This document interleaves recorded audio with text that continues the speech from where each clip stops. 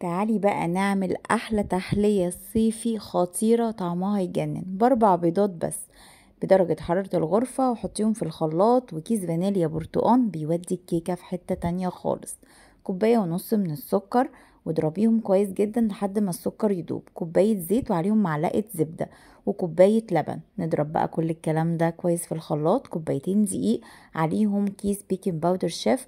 نقلب بقى بالويسك كويس، وننزل بقى بالخليط. فرنك شغال على درجة حرارة 180. في الرف الوسطاني هنحط الكيكة. هاتي قالب بقى ودهنيه مسحة سمنة، وننزل بالخليط وتدخلها الفرن. تطلع باللون الخطير ده. نسيبها بقى تبرد، ونبدأ بقى بأي ستيك كده نخرمها، ونحط بقى كبشتين لبن كده عشان تبقى طرية وجوسي. حلة كده وفيها 1 كوباية من الكسر، 1 كوباية من اللبن، ونبدأ بقى ندوب كل الكلام ده كويس على نار هادية. واحط بس معلقة من السكر.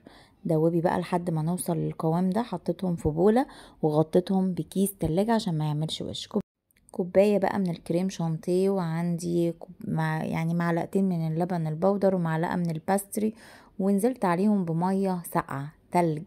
لا، وضربتهم بالمضرب بتاعي لحد ما بقى عمل منقار كده. نزلت بقى بالخليط الكاستر وقلبته بقى. عايزة اقول حرفيا هتاخدي احلى قوام للكريمه. تقدري كمان تضربيه في الخلاط وهينزل معاكي ناعم وشكله يجنن.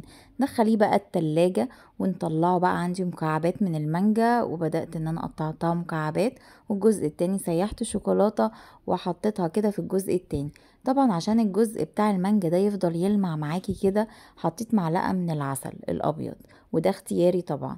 وابدأي بالستيك كده، خططي بقى وشكلي زي ما انتي عايزة. مش قادرة اقولك بقى طعمها خطير قد ايه. ترطب علينا في الحر ده. لو عجبك وصفاتنا ما تنسوش تدوسوا لايك وشير وسبسكرايب لقناتنا. باي باي.